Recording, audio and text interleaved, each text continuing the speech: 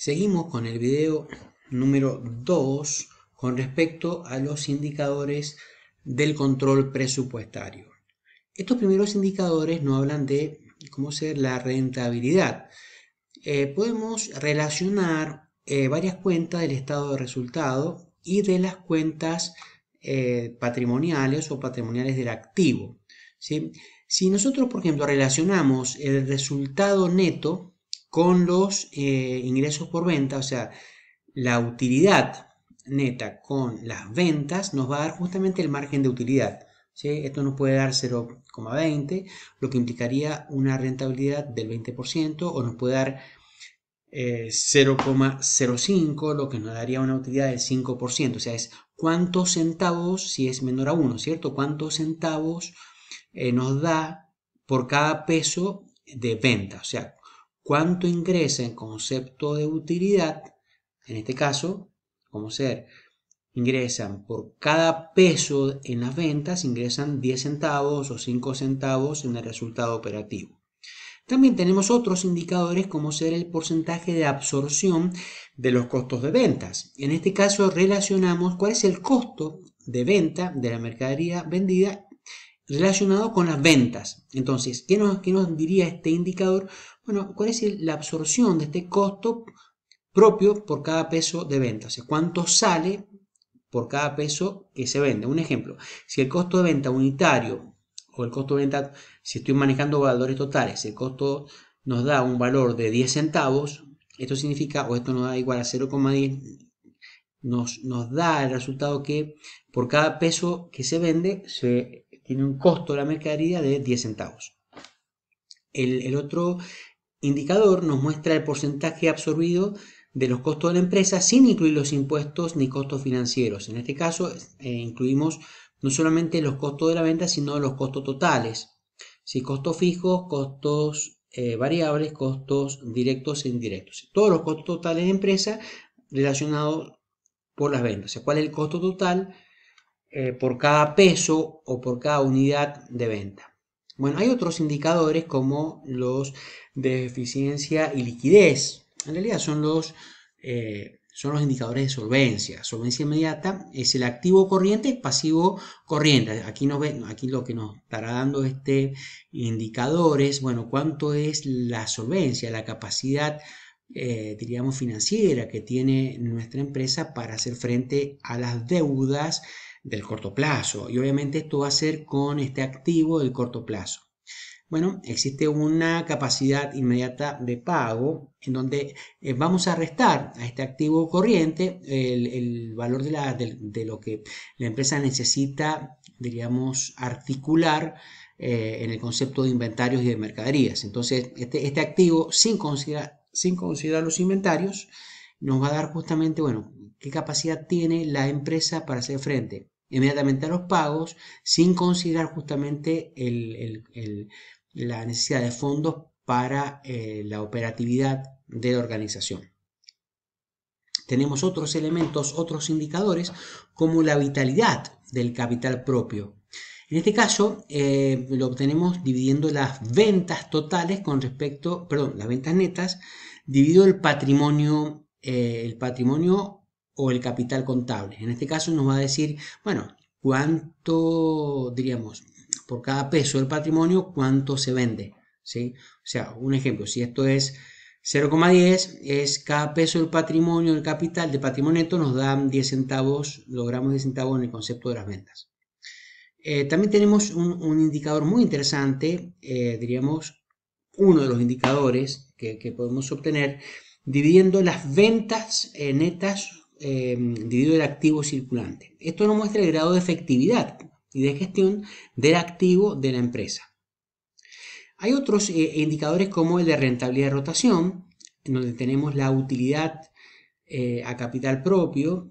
En este caso es el cociente entre el resultado neto y el patrimonio contable. Esto nos indica la cantidad de unidades monetarias generadas por cada unidad monetaria de capital propio. La rotación de inventario de mercadería, diríamos, es el cociente entre inventario y mercadería y ventas netas. Esto nos muestra, este indicador, la eficiencia con la que la empresa utiliza todos sus activos según la velocidad de recuperación de los valores aplicados. Tenemos también la consideración de la relación con, diríamos, con las cuentas a cobrar y las ventas. Si establecemos la relación entre las ventas netas y las cuentas por cobrar, o sea, ventas dividido deudores por ventas o cuentas a cobrar, nos indica, bueno, con qué velocidad, diríamos, el negocio recolecta sus cuentas deudoras. También podemos obtener un indicador de la rentabilidad sobre los activos, en donde podemos tener la relación entre el resultado neto dividido el activo, en donde nos estaría expresando las unidades monetarias que se obtienen por cada unidad invertida en activos. Así existen otros indicadores de estructura financiera y de dependencia económica. En este caso relacionamos el pasivo total con el patrimonio neto o el capital contable, que nos estarán indicando cuántas unidades monetarias aportadas por los propietarios del patrimonio de la empresa son financiadas por terceros, ¿sí? Y no por, digamos, por patrimonio propio. O sea, nos indica esta relación, bueno, cuánto de la empresa, cuánto de nuestro patrimonio corresponde a un financiamiento de un capital, ya sea de proveedores, bancos o acreedores. Otra relación interesante es, bueno, cuánto es la relación entre pasivo corriente y el pasivo total, que esto nos da una relación de, bueno, qué calidad de deuda tenemos, cuánto es lo exigible versus lo no exigible por cada peso del total de lo que se debe. Los índices de liquidez. La liquidez es la capacidad que posee una entidad de hacer frente a sus deudas en el corto plazo, es decir, la capacidad potencial para pagar sus obligaciones y de tener justamente disponibilidad. Este ratio de liquidez a corto plazo lo podemos obtener entre el cociente entre la disponibilidad, o sea, el efectivo disponible y en el banco, cuáles son las cuentas a cobrar reales que se tienen dividido el pasivo corriente. Entonces nos va a dar una relación de liquidez real. Luego tenemos que ver que si este resultado de esta liquidez nos da, digamos, igual a 1, significa que podemos hacer frente a este pasivo exigible con los recursos erogados, diríamos con los recursos realizables que tiene la organización con muy cortísimo plazo. Ahora, si fuera menor a 1, esto puede haber un peligro, diríamos, de insuficiencia de recursos y vamos a tener que recurrir a los activos no corrientes para poder erogarlos o para poder venderlos, diríamos, ¿no? A los efectos de, en esa liquidación, poder hacer frente a este pasivo exigible. Ahora, si es mayor a 1, entonces, diríamos, esto también no es que sea totalmente bueno, sino que nos puede estar dando lugar a que hay un sobrante de disponibilidad que podemos usar en una inversión, ¿sí? Que podemos usar en otro recurso. Hay un problema de proyecto de inversión que habría que analizar estos excesos de fondos y dónde aplicarlos. Tenemos un ratio de liquidez inmediata en la relación del efectivo en caja con pasivo corriente. Este índice también recibe el nombre de índice de disponibilidad y expresa, como su nombre mismo lo está indicando, la capacidad inmediata que tiene la empresa para hacer frente a su pasivo exigible. O sea, qué plata de efectivo tengo para hacer frente a las deudas de cortísimo plazo. El ratio de liquidez mediata, no de inmediata, sino mediata, claro, sumamos al efectivo lo que tengo en bancos y también lo que tengo en cuentas por cobrar, digamos que son realizables, y bueno, ¿qué mercadería se puede vender? Esto dividido el pasivo corriente me da de alguna manera una idea de qué es lo que puedo contar en un proyecto, en un flujo de una proyección, en un pronóstico de fondos, con qué puedo contar para hacer frente a la disponibilidad y para hacer frente a mis deudas en el cortísimo plazo. Hay un ratio de liquidez total o general, activo corriente dividido pasivo corriente. Este índice de liquidez total debe ser siempre mayor que 1. ¿Esto qué quiere decir? Que puedo hacer frente con mis activos que son realizables, puedo hacer frente a mis deudas exigibles al cortísimo plazo. Un valor entre 1,5 y 1,9 en este indicador es aceptable. Cuanto mayor sea esta relación, menor es el riesgo de la empresa. diríamos, un índice menor a 1, estamos con problema, caemos en suspensión de pagos, entonces deberíamos tomar parte de este activo no corriente, venderlo y para poder justamente hacer frente a estas obligaciones con proveedores, bancos o acreedores que son exigibles en el cortísimo plazo. Por otra parte, un valor muy alto, bueno, mayor a 2, supone obviamente una holgura financiera que hay que justamente estudiar este exceso de capital. Implementación del control presupuestario. Bueno, es importante la implementación de este control presupuestario.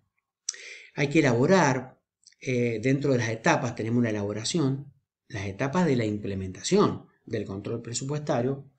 La confección del presupuesto es la tarea del responsable de cada área de la empresa o de la organización, dado que es quien conoce justamente las actividades de la misma y la forma de coordinarlas. El control presupuestario abarcará todas las áreas de la empresa y se implementará gradualmente. Para poder llevar a cabo el control presupuestario, bueno, deben establecerse los programas que se asignen la responsabilidad a cada uno y la actividad que debe llevarse a cabo. También hay factores comprendidos del control presupuestario como factores psicológicos. Debe conseguirse vencer toda esa resistencia que hay y que tendrá que explicarse bien justamente lo que debe hacerse, cómo elaborar la información, qué cargar, qué proyectar y que diríamos que el presupuesto es una herramienta positiva para la empresa. Hay sistema de cómo recoger los datos, o sea, un sistema de recolección de datos. Deberán prepararse adecuadamente los sistemas de recolección de datos de todos los ejercicios pasados de la contabilidad para adaptarlos al sistema presupuestario. Hay una situación económica de la empresa que debe evaluarse. Esta confección en cuanto a la relación de los distintos presupuestos permite tener una visión económica global. De allí vimos la clase pasada cómo es importante la consideración del presupuesto maestro. En la gestión de control presupuestario no debe ser utilizado el presupuesto con la finalización única del ejercicio de la empresa, sino en todos los momentos del proceso presupuestario. Debe el momento de la planificación, o sea, desde el momento de la planificación del presupuesto, el control del presupuesto debe servir como una herramienta de gestión. La planificación, en el primer momento, el control presupuestario debe ser utilizado para ayudar en la planificación. Se deberán relevar todas las unidades de negocio y analizar su incidencia en la estrategia de la empresa. Analizar los presupuestos anteriores del último indicador, cómo demuestran cómo está la empresa. No debe realizarse el presupuesto teniendo en cuenta solo la visión de los dueños, sino también la visión de los involucrados y de los gerentes de área. En cuanto al control, deberá realizarse siempre viendo justamente la experiencia de los gerentes y la unidad de negocio de una manera semanal, quincenal o mensual o trimestral, depende qué tipo de presupuesto. Bueno, aquí vemos justamente un balance proyectado en un primer semestre, muy resumido, proyectado en cada uno de los indicadores que vamos a establecer. Aquí vemos justamente los indicadores que hemos analizado, que hemos explicado, también proyectado de manera semestral. Entonces, de manera semestral podemos ver cómo está evolucionando financieramente la empresa en cuanto a ámbitos de rentabilidad, solvencia y liquidez. Nos vemos la próxima semana. Dios te bendiga, que tengas una excelente actividad y estudia para la clase que viene.